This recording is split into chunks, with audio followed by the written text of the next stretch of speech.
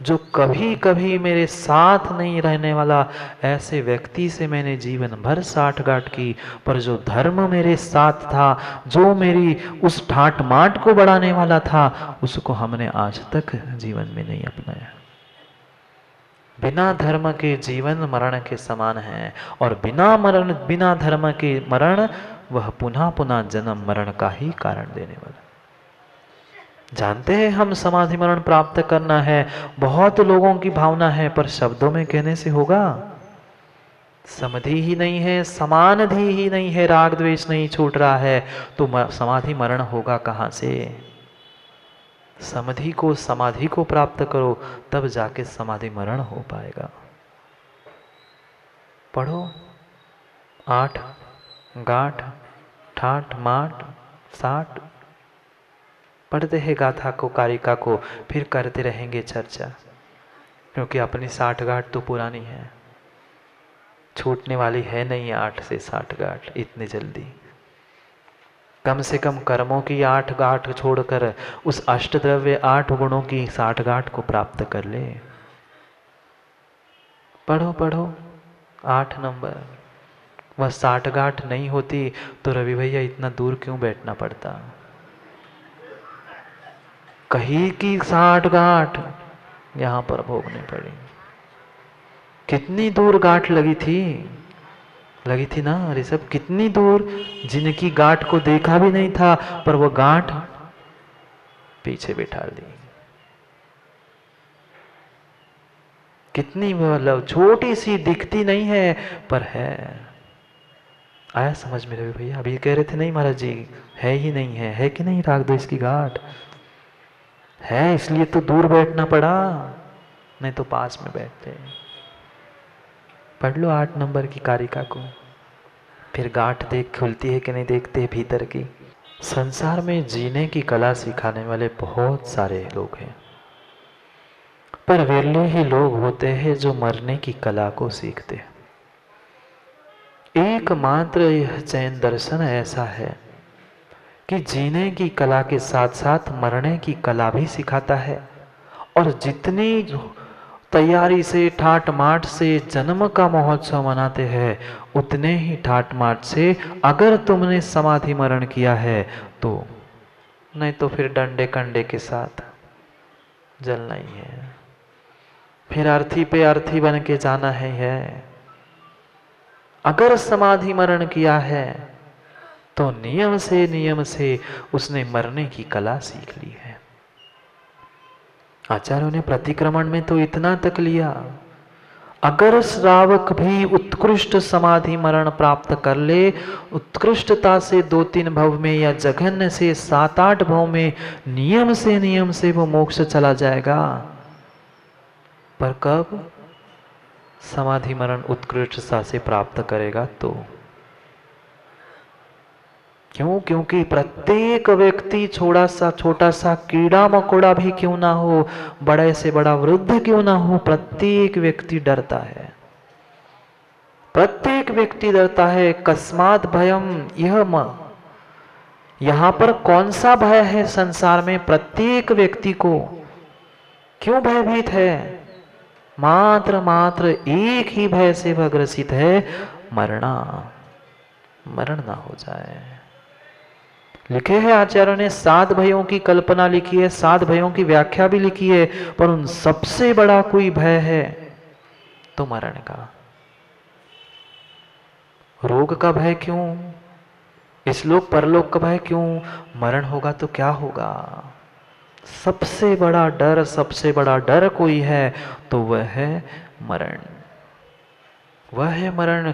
मर तो नहीं जाऊंगा, पता है 60, 70, 80, 90, 100 के भी हो गए, सेंचुरी पूरी हो गई, पर फिर भी मरना नहीं चाहता। चाहते हैं कोई?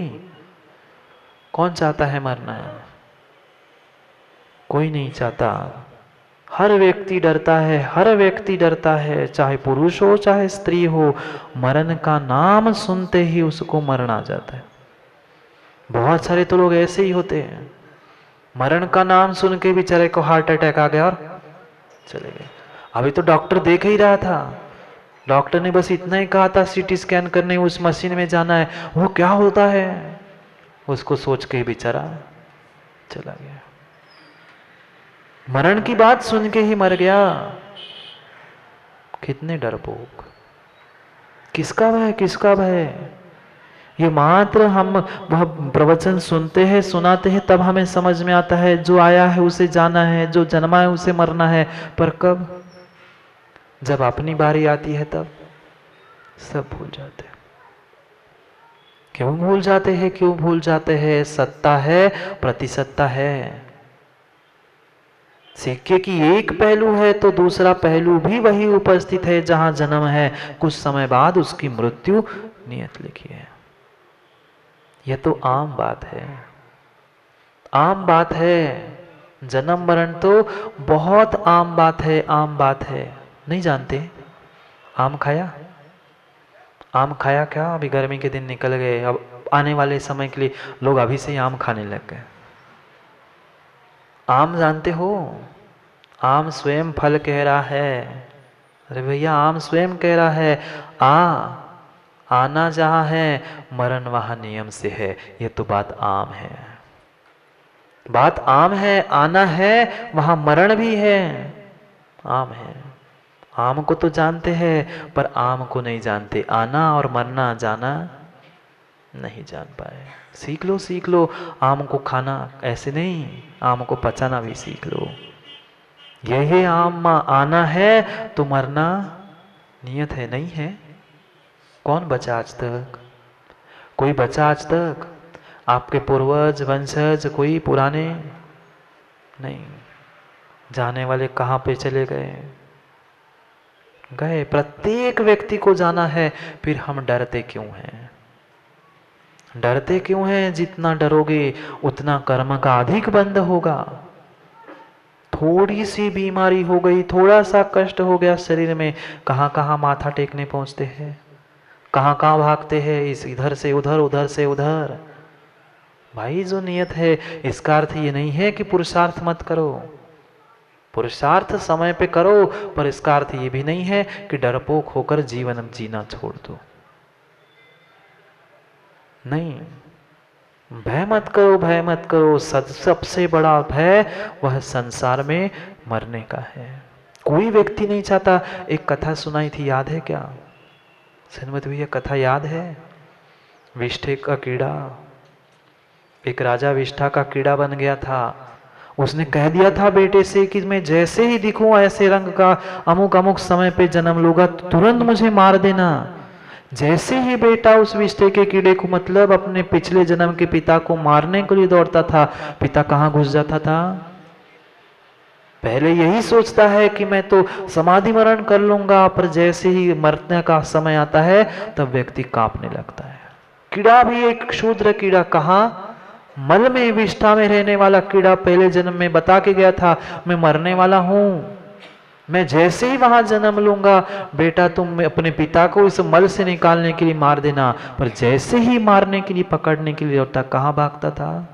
उसी मल में और घुस जाता था, और घुस जाता था। हम क्या कर रहे हैं? हम उस मल में तो जन्मे नहीं है, पर भोगों के मल में और भोगों के नाली में निकलते हैं, पुनः घुसते हैं, निकलते हैं, पुनः वही घुसते हैं। क्योंकि हमें वही आनंद आ रहा है, वही आनंद आ रहा है। यो यत्र निवसन्नास्ते स तत्र कुरुते रतिम। जो जना जन्म लेता है वो वहीं पर आनंद को प्राप्त होता है। छोड़ने की इच्छा ही नहीं होती। होती है क्या? नहीं होती। समझते सब कुछ है, समझते सब कुछ है, पर छोड़ नहीं पा रहे हैं। क्यों? क्योंकि राग नहीं छूट रहा है, मोह नहीं छूट रहा है। वह जो ऐसा पूछ मत लेना कि महाराज जी फिर तो मरण से डरते हैं हर लोग, तो लोग सुसाइड भी तो करते हैं। एक बार में कोई भी आत्महत्या नहीं करता, नहीं करता, नहीं करता। एक बार, 4 बार, 10 बार, 50 बार वो प्रयास करता है, कूद जाऊं यहां से, कि ट्रेन के नीचे चला जाऊं। जहर की पुड़िया भी लाके रखता है कि जहर खा लूं। सोचता तो है मरण को प्राप्त हो जाऊं, मरण को प्राप्त हो जाऊं, पर हिम्मत नहीं जुटा पाता। कई बार 6 महीने साल भर व्यक्ति प्रयास करता है, तब जाकर एक बार में सफल होता है।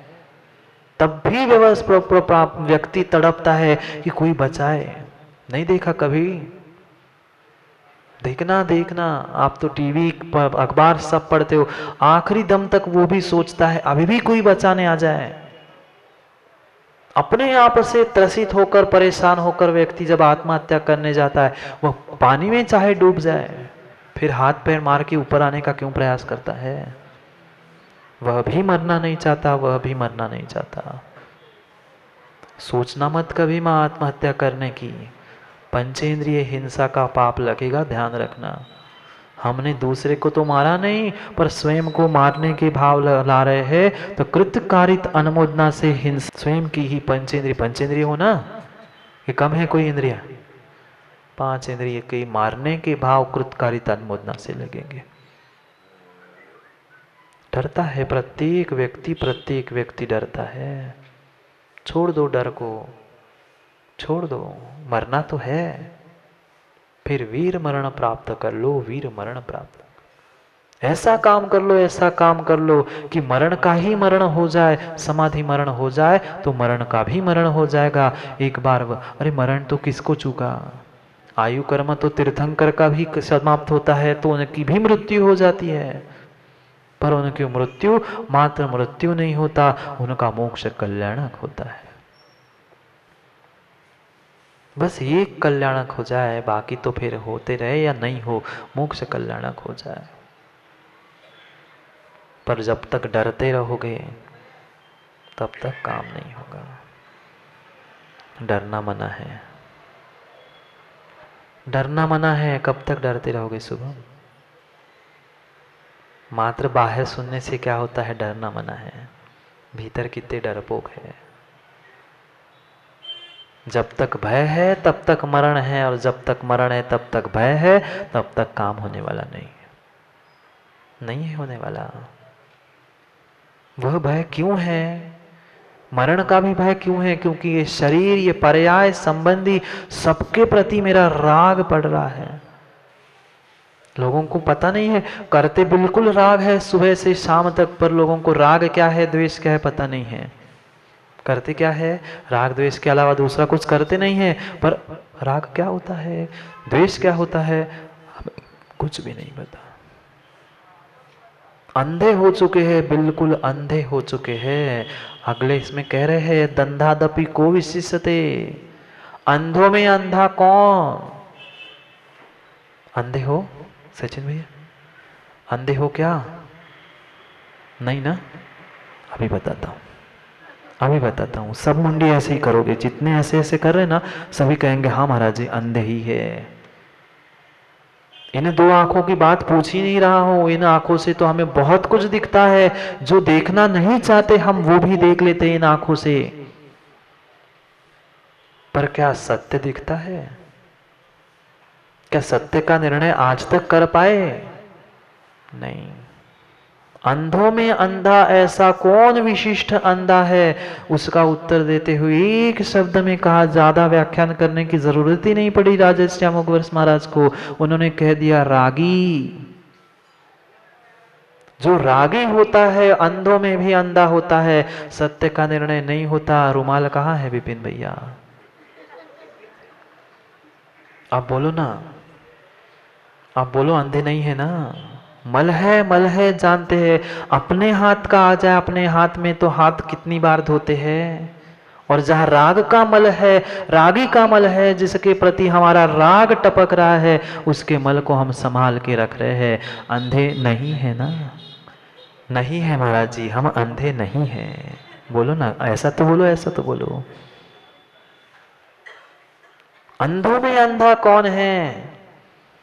वह गोबर खाने के लिए बैठ गया। परसों सुनाई थी, याद है कि नहीं? उस कुरंगी के हाथ का गोबर खा गया चिरौंजी के साथ, उस लौंग इलायची वाले पकवान के साथ गोबर खा रहा था और कह रहा था खीर बहुत अच्छी है, खीर बहुत अच्छी है। वहां पकवान नहीं मिले थे। कौन विशिष्ट रागी, कौन विशिष्ट रागी? किसी वस्तु में भी राग नहीं है। ये बहुत बड़ा भ्रम है हमारा कि अमुक वस्तु में, अमुक व्यक्ति में, इसमें मेरा राग है। राग कहीं बाहर नहीं है, राग कहीं बाहर नहीं है। क्या हुआ, एक व्यक्ति के पास वह कुछ जेब में पैसे थे। उसने सोचा कि हम उस गाय को खरीद लो। उसको पैसे की जरूरत थी, उसके पास पैसे थे, गाय थे। उसने सोचा देखता हूं क्या करूं। अब उसने अपनी गाय को बेच दिया और पैसे ले लिए, और जिससे पैसे देने थे उसको पैसे दे दिए, जिससे गाय अब बेचना ही थी, गाय बेच दी। देखना, पहले तो इतना राग, हम कहते हैं हमारी धन में राग है, संपत्ति में, घर वालों में राग है, किसी का किसी में राग नहीं है। जो गाय बेची, जिसको बेची, जो घर ही ले जा रहा था, उतने में उस गाय का पैर टूट गया। वो जो उसने बेचा था खुश हो गया, देखो मेरी तो बला टल गई। किस में राग था अभी तक? गाय में था। गाय को बेच दिया, पैर टूटा तो मेरी तो नहीं थी ना, अब उसकी हो गई गाय। गाय में भी राग नहीं था। पैसे आ गए थे, पैसे जिसको देना था उसको दे दिए, और उसको पैसे जैसे दिए उसकी जेब कट गई, उसकी भी जेब कट गई। वो क्या, चलो मेरे देने तो बचे। किसमें, पैसों में राग था कि गाय में राग था? ना गाय में राग था, ना पैसों में राग था। तुम्हारा राग में ही राग था, तुम में ही राग ना, पर वस्तु में राग नहीं था। नहीं था, गाय में था क्या? दिलीप, गाय में होता तो उसका पैर टूटता, तुम्हें दुख होना चाहिए था। मैं तो बचा, मुझे पैसे आ गए थे। पैसे में राग था, पैसे दे दिए, उसके कट गए, पैसे में भी राग नहीं था, स्वयं के राग में ही राग था। मात्र कहते हैं मारत्तो बंदि कम्मम मुंचदि जीवो विराग संपत्तो ऐसो जिणो देशो तम्मा कम में सुरमारज। पूरी गाथाएं हमने रट के रख दी है, पूरे ग्रंथ याद करके रख दिए हैं। राग करने से कर्मों का बंध होता है, राग करने से कर्मों का बंध होता है। अभी कह रहे थे ना रवि भैया, कहते बिल्कुल हम बिल्कुल सही है, पर छोड़ नहीं पाए। नहीं दिखता रागी को सामने वाली वस्तु यथार्थ नहीं दिखती। उल्लू को दिखता है क्या? उल्लू को दिखता है प्रमोद भैया? कब दिखता है, कब नहीं दिखता? रात में दिखता है कि दिन में दिखता है? रात में नहीं दिखता और दिन में दिखता है। वह उल्लू को दिन में नहीं दिखता। जो इंसान सामान्य और कोई प्राणी होता है उसको रात में अंधेरे में नहीं दिखता, पर जो रागी होता है उसको ना दिन में दिखता है ना रात में दिखता है। स्वयं के लिए प्रशंसा कर रहे हैं महाराज जी, न दिन में न रात में, हमें तो दोनों टाइम नहीं दिखता।